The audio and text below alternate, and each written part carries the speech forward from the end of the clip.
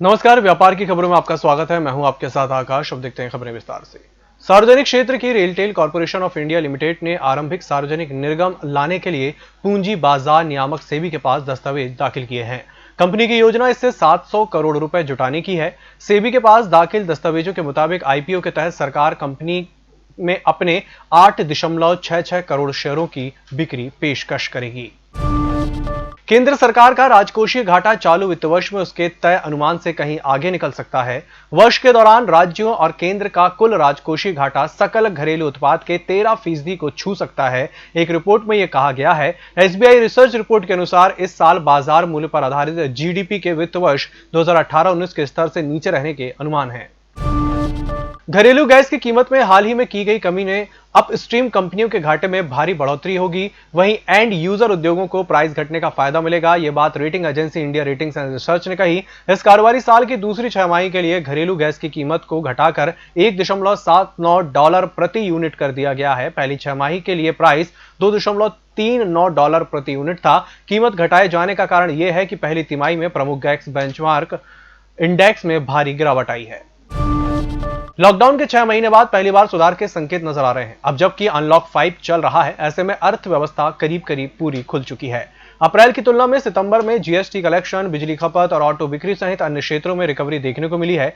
Industrial growth के चलते fuel की खपत भी बढ़ी है। इससे भारतीय अर्थव्यवस्था में वी शेप की रिकवरी की उम्मीद बढ़ गई है। कैलेंडर ईयर 2020 में जनवरी सितंबर यानी पहले 9 महीनों में प्राइवेट इक्विटी और वेंचर कैपिटल फर्म्स ने भारत में $26 बिलियन यानी कि करीब 1.92 लाख करोड़ रुपए का निवेश किया है। यह निवेश 547 सौदों के जरिए हुआ है। इसमें से 45% यानी $12 बिलियन करीब 89,000 करोड़ रुपए का निवेश रिलायंस इंडस्ट्रीज ग्रुप की कंपनियों को मिला है। इसी के साथ बुलेटिन वक्त एक छोटे से ब्रेक का जल्द हाजिर होंगे।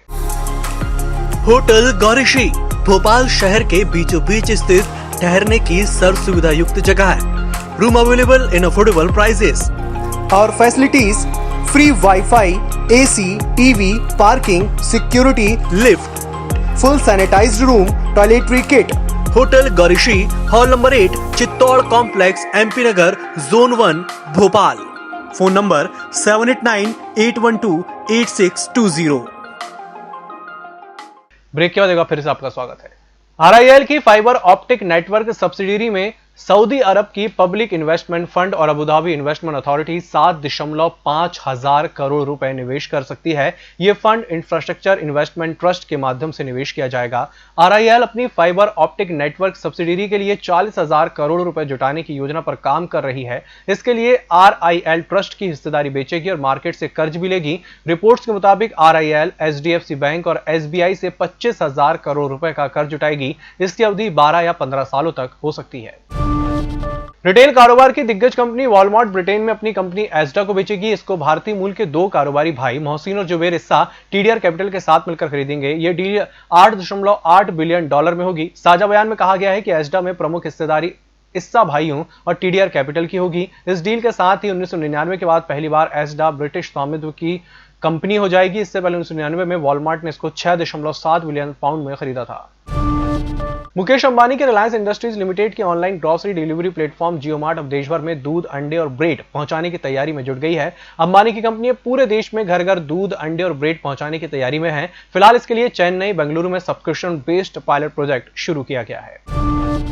लगातार 6 महीने की गिरावट के बाद देश का निर्यात सितंबर में पिछले साल की समान अवधि के मुकाबले 5.27% से बढ़कर $27.4 अरब पर पहुंच गया। वाणिज्य मंत्रालय से शुक्रवार को जारी हुए आंकड़ों के मुताबिक इस दौरान ट्रेड डिफिसिट घटकर $2.91 अरब रह गया, जो 3 महीने का निचला स्तर है। पिछले महीने आयात 19.6% घटकर $30.31 अरब पर आ गया। कोरोना महामारी संकट के बीच आम आदमी को महंगाई भी लगातार सता रही है, लेकिन अगले 2-3 महीने में इससे राहत मिल सकती है, क्योंकि अंतर्राष्ट्रीय स्तर पर कच्चे तेल के दाम बीते एक हफ्ते के दौरान 8% तक लुढ़क गए हैं। ऐसे में एक्सपर्ट्स घरेलू स्तर पर पेट्रोल डीजल की कीमतों में गिरावट का अनुमान लगा रहे हैं। एस्कॉर्ट सिक्योरिटी के रिसर्च आसिफ इकबाल ने बताया कि कच्चा तेल सस्ता होने से ऑयल मार्केटिंग कंपनियों को राहत मिलेगी, क्योंकि भारत अपनी जरूरतों का 82% कच्चा तेल विदेशों से खरीदता है। पिछले कुछ महीने से पेट्रोल के दाम लगातार बढ़े हैं या स्थिर रह रहे हैं। इस बुलेटिन में फिलहाल इतना ही। इसी के साथ मुझे दीजिए इजाजत। नमस्कार।